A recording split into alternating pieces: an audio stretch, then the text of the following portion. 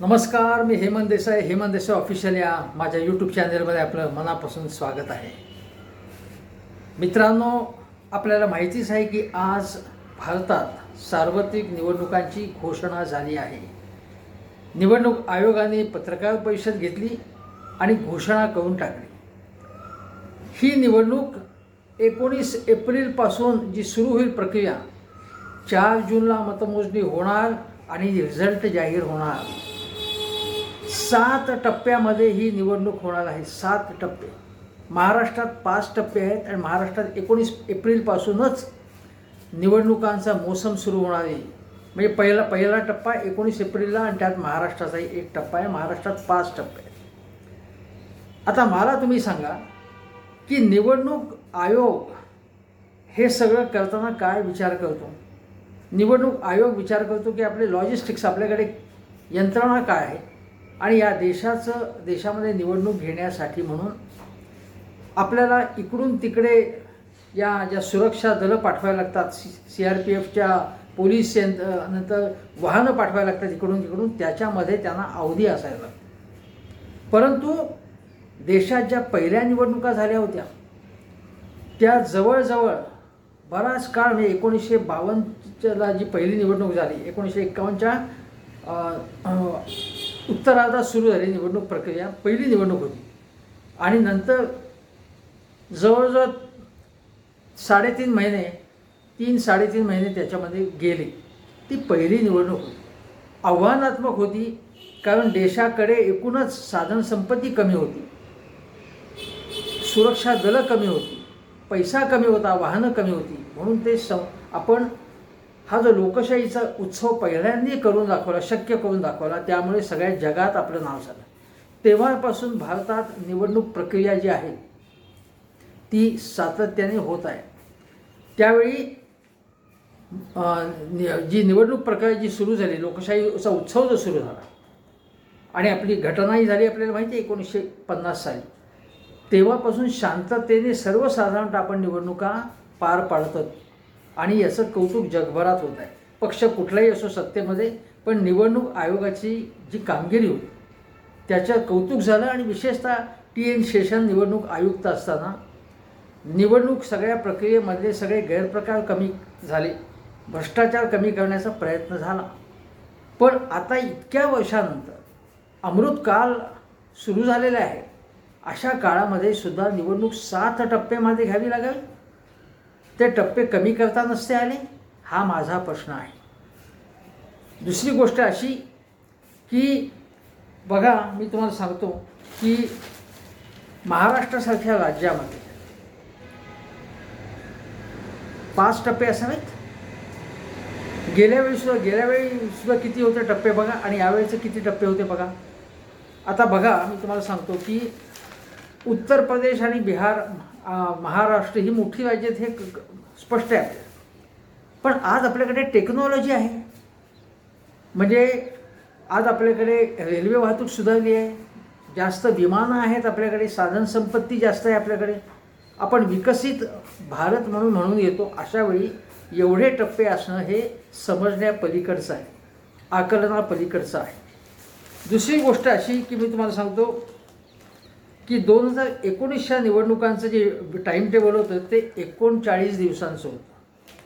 बघा, 11 एप्रिल ते 19 मे असं हे टाईम टेबल होतं.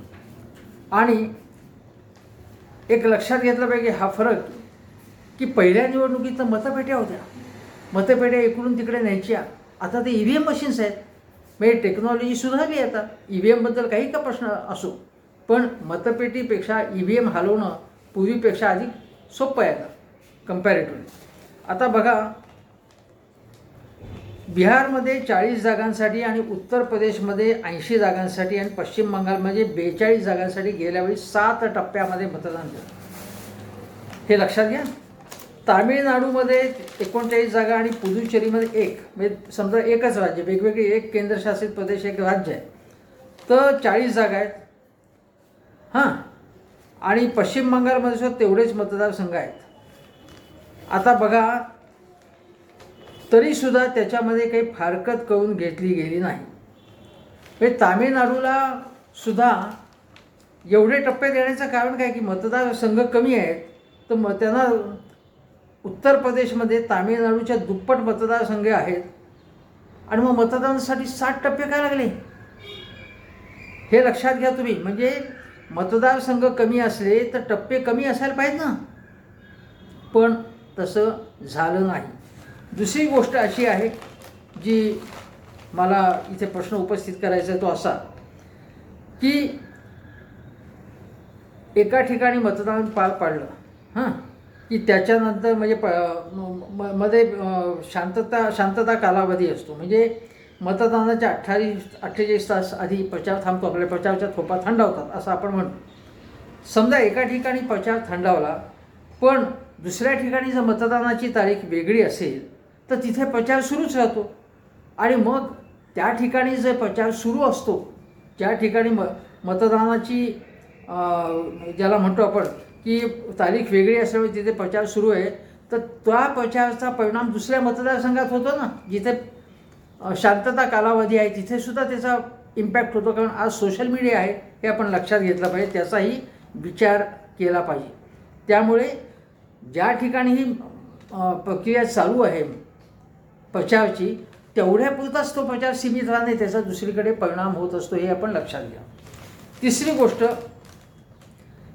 गेल्या निवडणुकीमध्ये तामिळनाडूमध्ये काय झालं की जे राज्यात जे मुख्य निवडणूक अधिकारी आहेत त्यांनी काय केलं की नगरपंचायती नगरपालिका इथे बॅनर्स फ्लेक्स झेंडे लावायला त्यांनी मनाई केली.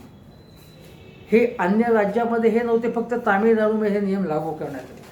प्रचार फेरीसाठी प्रत्येक उमेदवारासाठी 1 दिवस निश्चित करण्यात आला, त्या दिवसाव्यतिरिक्त अन्य दिवसात प्रचार फेरी काढायची नाही असं तामिळनाडूमध्ये नियम करण्यात आला. का बाबा असं फक्त तामिळनाडू, अन्य राज्यात का नाही हा प्रश्न होता. दुसरी गोष्ट अशी होती की उमेदवाराबरोबर 3 पेक्षा अधिक वाहनं असता कामा नये. सभेच्या ठिकाणी झेंडे लावण्याची परवानगी प्रचार सभेच्या 1 दिवस आधी आणि त्याच्या आधीचा व नंतरचा प्रत्येक 1 दिवस अशी 3 दिवसच परवानगी होती. बाकीच्या राज्यामध्ये असं कुठलंही बंधन नव्हतं. तामिळनाडूतच असं बंधन का लावण्यात आलं? तामिळनाडूचा वेगळा विचार का करण्यात, तामिळनाडूवर अन्याय का करण्यात आला हा प्रश्न होता. ही एक गोष्ट. नंतर पंतप्रधानांच्या सभेसाठी काही कोटी रुपये खर्च केले जातात आणि उमेदवार त्यांच्या व्यासपीठावरती उभे असतात. पंतप्रधानांच्या याच्यामध्ये मोदीजी येतात तेव्हा व्यासपीठावर त्यांचे उमेदवार असतात. मात्र प्रत्येक उमेदवाराच्या नावे त्या सभेच्या खर्चाची योग्य प्रमाणात नोंद केली जात नाही. म्हणजे पंतप्रधानांबाबत, मग पंतप्रधानांबाबत असा अपवाद का करायचा हा प्रश्न आहे. आणि तामिळनाडूमध्ये स्टार प्रचारकासह उमेदवार जेव्हा व्यासपीठावर उपस्थित असतील तर त्या सभेचा खर्च उमेदवाराच्या नावाने नोंदवला गेला होता. म्हणजे विरोधी अन्य पक्ष असतील त्यांना मात्र हा अपवाद करण्यात आला नाही. त्या ठिकाणी त्यांचा जो उमेदवाराचा खर्च असेल तो त्याच्या नावावरती, म्हणजे जो स्टार प्रचारक असेल आणि त्याच्यासह उमेदवार उपस्थित असेल तर त्या सभेचा खर्च स्टार प्रचारकाचा त्या उमेदवाराच्या नावाने नोंदवला जात होता हे लक्षात घ्या. तामिळनाडूमध्ये गंमत अशी, एकाच दिवशी निवडणूक आहे 19 एप्रिलला. तामिळनाडूमध्ये बघा, मी मगाशी सांगेल 29, पॉंडिचेरीत 1 आणि बाकीच्या ठिकाणी, आता उत्तर प्रदेशात मॅक्सिमम मतदारसंघ आहेत 80, पण एक तामिळनाडूमध्ये एका दिवसात, बाकीच्या ठिकाणी 7 टप्पे का बाबा? हे लक्षात घेतलं पाहिजे. जेवढे टप्पे अधिक असतील तेवढा त्याचा फायदा सत्ताधारी पक्षाला अधिक होणार आहे हे आपण लक्षात घ्या. दुसरी गोष्ट अशी की तामिळनाडूचा विषय निघाला म्हणून मला एक गोष्ट सांगायची आहे की पंतप्रधानांचे दौरे एका पाठोपाठ एक सुरू होते. मी आरोप करत नाही, पण योगायोग आहे का माहीत नाही की पंतप्रधानांचे दौरे सगळ्या राज्यांचे सगळे संपले की मग निवडणुकीची घोषणा केली जाते. असा 2019चा अनुभव आहे आणि आत्ताचाही अनुभव आहे. हा योगायोग आहे का मला माहीत नाही. पंतप्रधानांनी तामिळनाडूमध्ये कन्याकुमारीच्या ठिकाणी त्यांची सभा झाली, त्यात काय आरोप केला की द्रमुक हा तामिळनाडूच्या भवितव्याचा शत्रू आहे.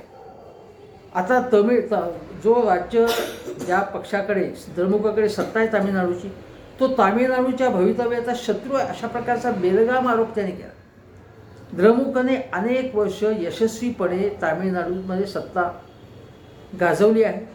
तामिळनाडूचा विकास त्यांच्या काळात सुद्धा झाला आहे. पण द्रमुकवरती त्यांनी असा आरोप केला. याच्यावरून हे स्पष्टपणे असं दिसतं आहे की कर्नाटक असो, तामिळनाडू असो, केरळ असो, तेलंगण असो, अशा दक्षिणेकडच्या राज्यामध्ये आज भारतीय जनता पक्षाचा प्रभाव अतिशय कमी आहे. तो प्रभाव जवळजवळ नाही आहे.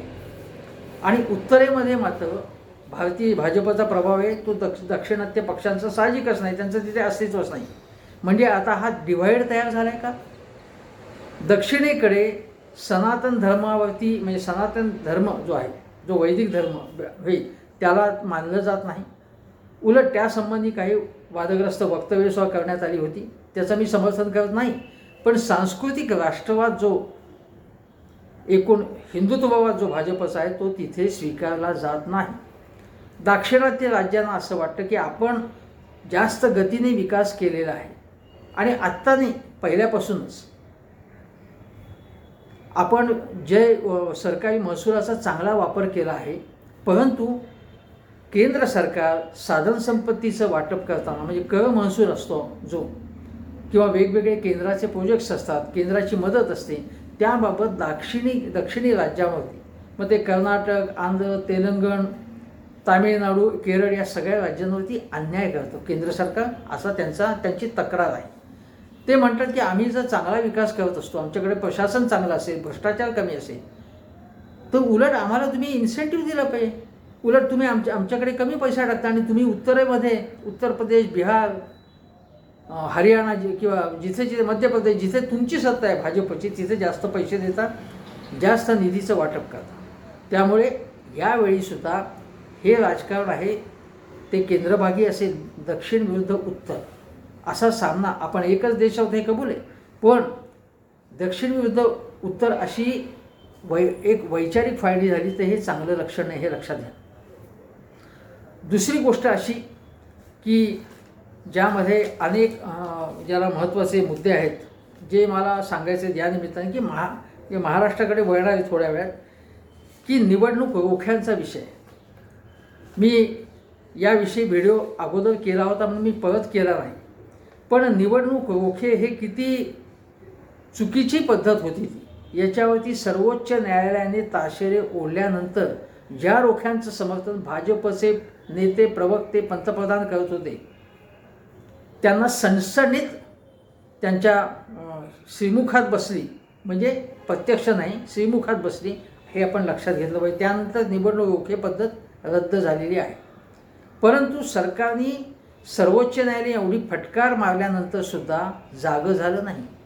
स्टेट बँकेच्या माध्यमातून याच्यामध्ये स्टेट बँक माहिती द्यायला टाळाटाळ करत होती आणि काही उद्योगपती टी व्ही चॅनलवर, उदाहरणार्थ मोहनदास पै, हे मोठे उद्योगपती आहेत आय टीमध्ये, ते सरकारचं समर्थन करत होते की स्टेट बँक एवढ्या कमी दिवसामध्ये हे सरकारला माहिती कशी देऊ शकेल या रोख्यांच्या संबंधी. पण मग सर्वोच्च न्यायालयाने फटकार लगावल्यानंतर त्यांना ती माहिती दिली. त्यांनी स्टेट बँक म्हणत होती की आमच्याकडे तेवढी यंत्रणा नाही, आम्ही इतक्यात माहिती देऊ शकत नाही, ती निवडणुकीनंतर द्यायची त्यांचा इरादा होता. आणि हे सरकारच्या इशाऱ्यानुसारच चालू होतं, मोदी सरकारच्या. ही शुद्ध लवाडी होती, हे आपण लक्षात घेतलं पाहिजे. आता एवढं केल्यानंतर सुद्धा की अजूनही पुन्हा एकदा सर्वोच्च न्यायालयाला म्हणजे जी फटकार लगावं लागली, एवढं केल्यानंतर सुद्धा तुम्ही जे डिबेंचर्स किंवा जे रोखे आहेत त्यांचे क्रमांक जाहीर करा, असं सर्वोच्च न्यायालयाने स्टेट बँकेला सांगितलं. ते क्रमांक ते जाहीर करायला स्टेट बँक टाळाटाळ करत होती. म्हणजे केंद्रीय स्टेट बँक ही एक आपल्याकडची एक चांगली बँक समजली जाते, फार सगळ्यात मोठी बँक आहे सरकारची. अशा बँकेवरती सरकारचं नियंत्रण आहे आणि ती कशा प्रकारे सरकारचं गुलाम असल्याप्रमाणे वागते हे लक्षात घ्या. सर्व सरकारी यंत्रणांचा दुरुपयोग करणं हे भारतीय जनता पक्षाचं काम आहे. आता दुसरी गोष्ट, हा निवडणूक रोख्यांचा हा विषय झाला.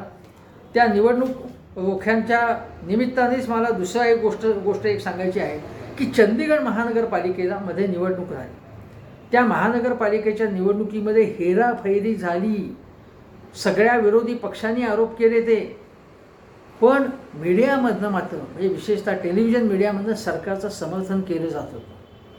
त्या ठिकाणी शेवटी आम आदमी पक्षनी कोर्टात गेल्यानंतर मग तिथेही सरकारला पुन्हा एकदा तडाखा मिळाला तिथे. आणि चंदीगड महानगरपालिकेची निवडणूक आणि महापौरची निवड जी भाजपचा हेराफेरी करून महापौर झाला होता ते संपूर्ण प्रक्रिया रद्द करण्यात आली. म्हणजे भारतीय जनता पक्ष कशा प्रकारच्या लबाड्या करतो हे बघा.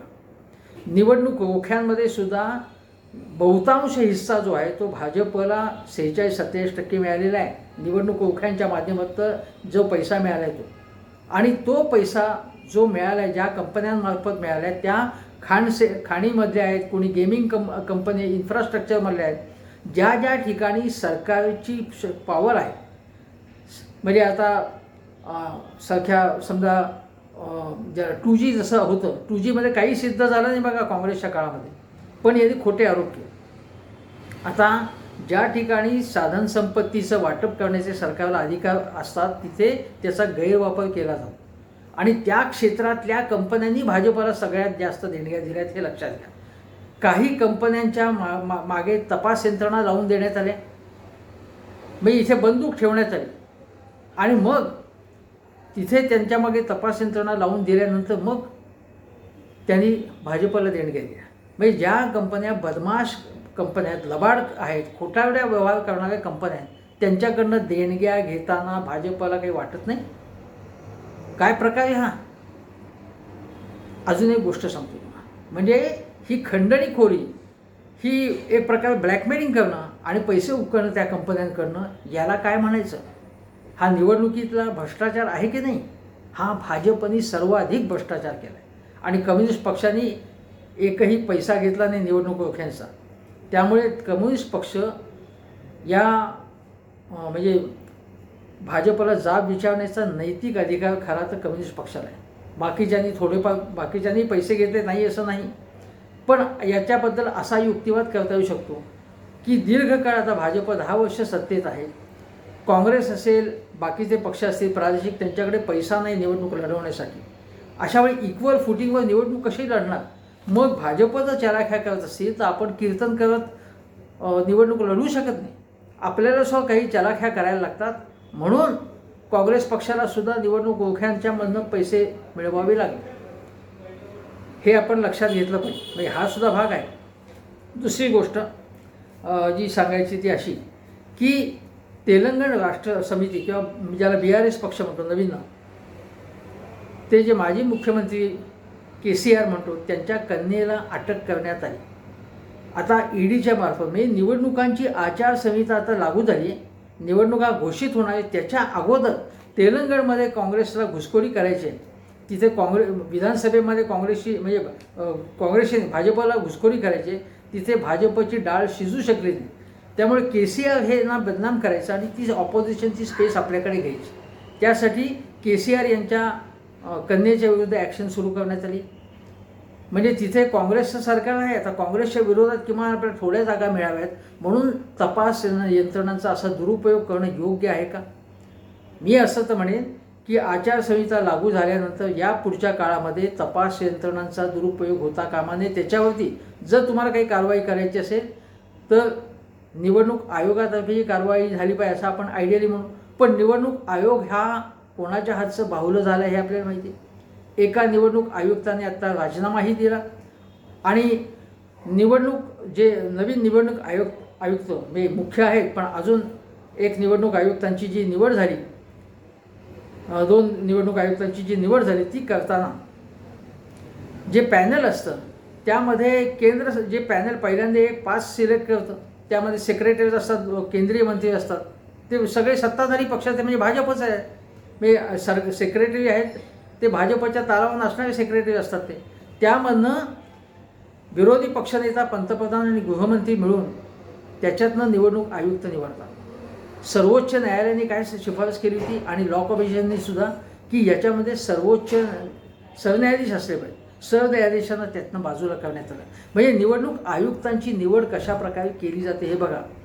शिवसेना आणि शरद पवारांच्या प्रकरणामध्ये निवडणूक आयुक्तांनी कशा प्रकारे पूर्णपणे पक्षपाती निर्णय दिलेला आहे हे आपण पाहिलेले आहे. आणि सर्वोच्च न्यायालयात आता त्या केसेस झाल्यावरती सर्वोच्च न्यायालयासुद्धा निवडणूक आयोगाला यासंबंधी त्यांची कान उघडणी करू शकते किंवा केली पाहिजे असं माझं म्हणणं आहे. त्यामुळे निवडणूक आयोग याच्यावरती आता विश्वास किती राहिलेला आहे लोकांचा हा प्रश्न आहे.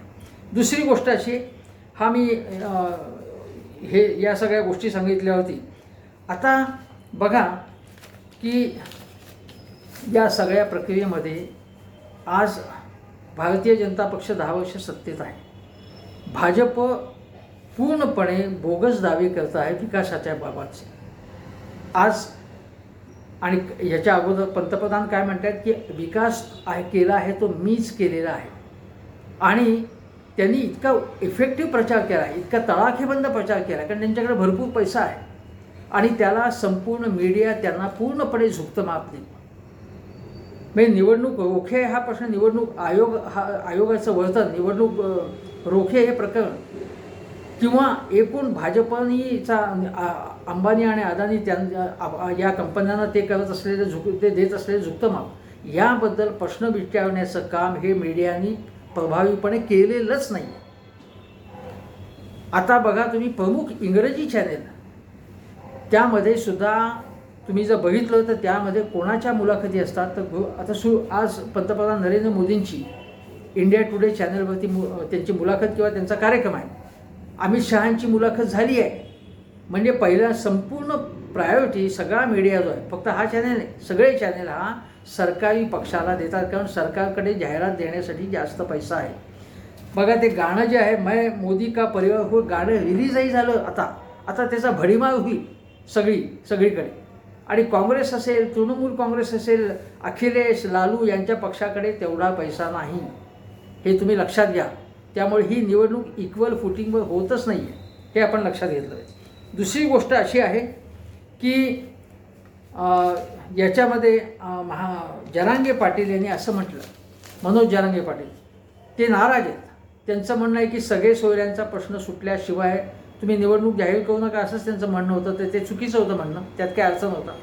पण ते असं म्हणाले आहेत की आता तुम्ही निवडणूक अशा प्रकारे जाहीर करत असाल तर आम्ही तुम्हाला धडा शिकू. धडा कसा शिकू तर निवडणुकीतनं शिकू.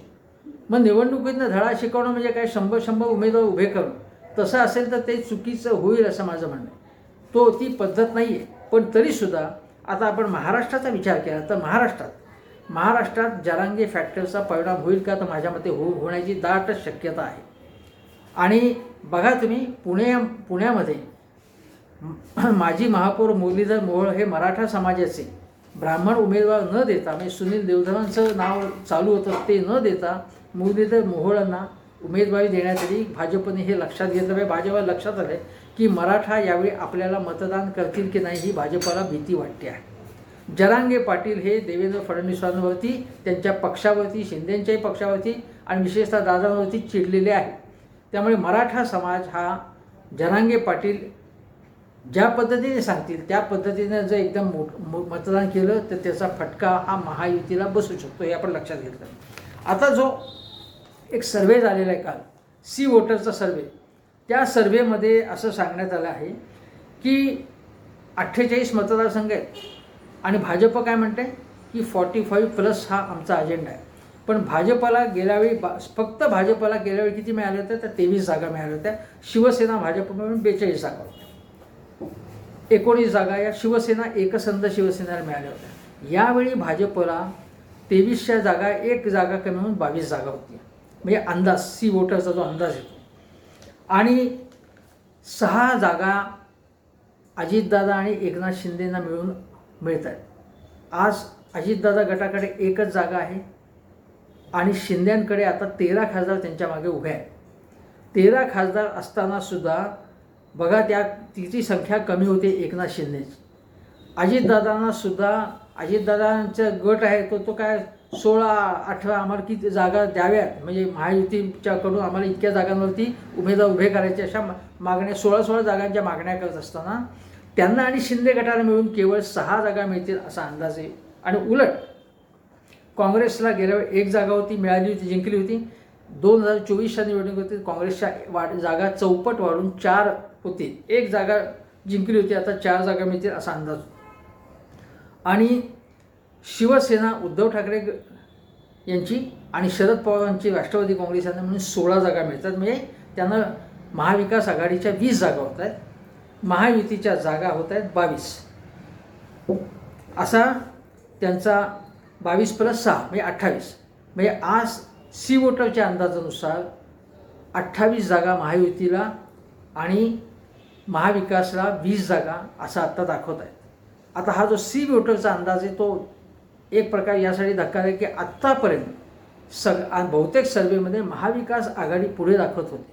ठीक आहे, आता यांचाही तो अंदाज आहे, परंतु तरीसुद्धा आपण लक्षात घेतलं पाहिजे की 45 पेक्षा जास्त जागा, किमान 40 जागा तर मिळत नाहीतच आहेत. त्यांना 28 जागांपुरतं सीमित व्हावं लागेल. महाराष्ट्रात केवळ 28 जागा, जर त्याही मला तेवढ्या मिळतील असं वाटत नाही. आता बघू आता काय होतं ते याच्या पुढच्या डेव्हलपमेंट्स. 28 जागा म्हणजे, आणि गेल्यावेळी 42 जागा होत्या, म्हणजे 14 जागा जर महायुतीच्या कमी होत असतील तर देशामध्ये भारतीय जनता पक्षाला 370 जागा आणि NDAला 400 जागा मिळण्याचं लक्ष्य गाठणं कसं शक्य होईल हा विचार करा. त्यात कर्नाटकमध्ये काँग्रेसचं सरकार आहे, तेलंगणमध्ये काँग्रेसचं सरकार आहे, केरळमध्ये कम्युनिस्ट पक्षाचं सरकार आहेच तिथे. त्यामुळे अशा ठिकाणी अनेक ठिकाणी जिथे काँग्रेसचं सरकार आहे तिथे गेल्यावेळी जरी विधानसभेत काँग्रेसने यश मिळवलं तरी लोकसभेत मिळालं नाही. पण गेल्यावेळी 5च वर्ष झाली होती मोदी सरकारला, आता 10 वर्ष झालेली आहे. आज रोजगाराचं चित्र अतिशय वाईट आहे. बेरोजगारीचं, महागाई प्रचंड झालेली आहे. शेतकऱ्यांची जी हालाखी, त्यांच्या आत्महत्या, आणि विशेषतः महाराष्ट्र शेतकऱ्यांच्या आत्महत्यात नंबर 1 आहे, हे लक्षात घेतलं पाहिजे. शेतकऱ्यांच्या आत्महत्या प्रचंड संख्येमध्ये वाढलेल्या आहेत. MSME म्हणजे लघुउद्योग क्षेत्र हा झोपलेला आहे, कमी झालेला आहे. असंघटित क्षेत्रामध्ये स्वतःची अवस्था बिकट आहे. विकास दर जो UPAच्या काळात होता त्यापेक्षा हा विकास दर खूप कमी आलेला आहे यांचा. महागाई ही वाढलेली आहे. अशा वेळी मी देशाची प्रगती केली हा नरेंद्र मोदींचा दावा पटण्यासारखा बिलकुल नाही आहे. ते सतत फक्त अच्छे दिन आएंगे असं म्हणतात, पण अच्छे दिन आले आहे हे ते सिद्ध करू शकले नाहीत. असा डेटा उपलब्ध आहे, हे आपण लक्षात घ्या. आणि म्हणून मला असं म्हणायचं आहे की हे कितीही जरी म्हणत असतील की आमचाच विजय होईल आणि आता जोरात प्रचार सुरू होईल, परंतु तरीसुद्धा त्यांना त्यामध्ये यश मिळेल. म्हणजे मोदीजींना याच्या अगोदर इतकं मिळेल आणि ते जे दाखवत आहे तेवढं यश मिळेल असं मला वाटत नाही. म्हणजे 400पेक्षा जास्त जागा मिळवणं ते यश त्यांनी भीम पराक्रम गाजवला तर त्यांना मानावं लागेल. पण तरीसुद्धा एक लक्षात घ्या तुम्ही, याच्यापुढे मीडियाचा वापर भारतीय जनता पक्ष अधिक प्रमाणात करेल. प्रचंड संपत्ती त्यांच्याकडे आहे, प्रचार यंत्रणा त्यांच्या इकडे आहे, ती इतरांकडे नाही आहे. त्यांना उद्योगपती वर्ग संपूर्ण त्यांच्या मागे आहे. परंतु सामान्य माणूस हा जो आहे तो बेजार झालेला आहे, तो अस्वस्थ आहे आणि तो पर्यायाच्या सुद्धा शोधात आहे. आता कुठचं सरकार येतील हे शेवटी मतदार ठरवतील, हे खरं आहे. परंतु निवडणुका आल्या की निवडणुकाचा मौसम सुरू झाला की आरोप प्रत्यारोप चिखलफेक हे सगळं होत. आज निवडणूक आयुक्तांनी असं सांगितलं की म्हणजे आम्ही अत्यंत कठोरपणे आचारसंहितेचा भंग झाला तर तो मोडून काढू, तो चालू दे, खपून घेणार नाही. पण ही भाषा जे बड्या नेत्यांनी मोदी शहांसह अत्यंत वादग्रस्त वक्तव्य निवडणूक प्रचारात केली आहेत, अनेक गोष्टी झाल्या सत्ताधारी पक्षातर्फे, अन्य पक्षांतर्फे झाल्या नाही तसं नाही, पण त्याबाबत कडक कारवाई झालेली नाही.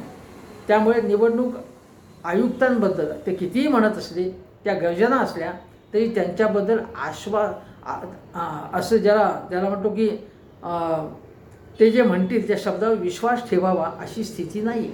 त्यामुळे ते जरी म्हणत असतील तर आता निदान त्यांनी आपला शब्द खरा करून दाखवा अशी अपेक्षा. आता या निवडणुकांच्या उत्सवाच्या निमित्ताने मला नमक हराम या सिनेमातलं माझं आवडतं गाणं आठवतं. त्यामध्ये त्या गाण्यापूर्वी मी एक सांगतो की आज जे गाणं मी मगाशी म्हटलं ते मैं मोदी का परिवार हूँ, हे गाणे आता व्हायरल करण्यात आलेले. पण 50 वर्षांपूर्वीच्या नमक हराम राजेश खन्नाच्या चित्रपटामध्ये ज्यात अमिताभ बच्चन होता, एक गाणं आहे, अतिशय कॉमेडीयुक्त गाणं आहे, धमाल गाणं आहे. वो झूठा है वोट न उसको देना, नोट भी दे तो वोट भी उसको ना देना, वो खाता है मेवा नाम न उसका लेना, वो झूठा है वोट न उसको देना. पुढे बघा, ये जो अपना लीडर है शेर नहीं वो गीदड़ है, छुप के रिश्वत खाता है, रोज सिनेमा जाता है. आता बघा, म्हणजे याच्यामध्ये ये जो अपना लीडर है शेर नहीं वो गिदड़ है, जे गर्जना करतात ते घाबरट असतात, ते आपण लक्षात घ्या. गपचूप लाचखोरी कशी करतात, म्हणजे निवडणूक रोख्यांच्या माध्यमातून काय चाललं आहे हे मी तुम्हाला सांगितलं आणि तुम्हालाही माहिती आहे. हां, चोरों का बाराती वो नहीं अपना साथी. बघा, चोऱ्या माऱ्या कोण करतंय गपचूप, न खाऊंगा न खाणे दूंगा असं कोण म्हणतंय आणि प्रत्यक्षात कोण काय करतंय हे मी तुम्हाला सांगायला नको. त्यामुळे खोट्या प्रचाराच्या भूलभुलैयाला, खोट्या भाषणांना, प्रचारी भाषणांना भूलू नका, एवढंच मी तुम्हाला सांगतो. आमचा है ना तुमचा है ये मालिक का चमचा है, जी हाँ करता है ये पैसे पे मरता है, ये मिलते ही मौका दे जाएगा धोखा फिर हमसे न कहना. बघा, मी हे फक्त पैशाच्या मागे कसे असतात, चापलुसी कसे करतात, नेत्याच्या मागे धावतात हे सगळे कार्यकर्ते. आणि इथे तुम्हाला कुठला पक्ष तुमच्या समोर असेल, फक्त मी सत्ताधारी पक्ष म्हणत नाही, वेगवेगळ्या राज्यात वेगवेगळ्या पक्षांची सत्ता आहे. हे वो झूठा है वोट न उसको देना हे जे गाणं आहे ते अतिशय उत्तम आहे गाणं किशोर कुमारचं, ते तुम्ही ऐका. आणि या निवडणुकांच्या वेळी या गाण्याची तुम्हाला हटकून आठवण येईल. वेगवेगळ्या पक्षांचे नेते काहीही प्रचारात आश्वासनं देतील तुम्हाला, काही जण प्रलोभनं दाखवतील, पण कुठल्याही प्रलोभनाला बळी पडता कामा नये. EVMचा विषय आहे, पण आता EVMचा विषय आत्ता काढण्यात मतलब नाही आहे. फक्त सगळ्या पक्षांना, विशेषतः विरोधी पक्षांना, भारतीय जनता पक्षाच्या जे स्ट्रॉंगहोल्ड आहेत त्या ठिकाणी, त्या सगळ्या मतदारसंघांवरती निवडणूक आयोग नीट देखरेख ठेवतोय की नाही यावर तुम्हाला तुमची देखरेख ठेवावी लागेल. त्यानंतर मीडियाचा गैरवापर केला जातोय का सत्ताधारी पक्षाच्या प्रचारासाठी, यावर सुद्धा लक्ष ठेवून सोशल मीडियामार्फत आवाज उठवावा लागेल. आज जे नॅरेटिव्ह तुमच्या मनावरती बिंबवण्यात येत आहे की भारतीय जनता पक्षच येणार आहे, आता ही लढतच नाही आहे. आणि आम्ही ठरवलं आहे की सत्तेवरती आले आम्ही काय काय करणार, पहिल्या 3 महिन्यात, 6 महिन्यात, 5 वर्षात, 20 वर्षात, हे आम्ही ठरवलं आहे, म्हणजे आम्हीच येणार आहोत. पण कितीही असा प्रचार केला तरी मतदारांनो, कोणाला मत द्यायचे हे तुम्ही स्वतंत्र बुद्धीने विचारपूर्वक ठरवा. कोणाच्या दडपणाला, कोणाच्या दहशतीला, कोणाच्या पैशाला बळी पडू नका. निवडणुकीचा हंगाम, निवडणुकीचा उत्सव सुरू झाला आहे. सगळ्यांनी मतदान करा आणि आपला लोकशाहीतला हक्क बजावा असं मी आवाहन करतो. आणि इथेच थांबण्यापूर्वी सांगतो की हेमंत देसाई ऑफिशियल हा माझा यूट्यूब चॅनल जरूर बघा, शेजारचं बेल आयकनचं बटन दाबा, सबस्क्राईब करा चॅनल, आणि मित्रमंडळींना सांगा, त्यांनाही शेअर करा हे व्हिडिओ, त्यांनाही सबस्क्राईब होण्यासाठी सांगा. एवढंच सांगतो आणि इथेच थांबतो. नमस्कार.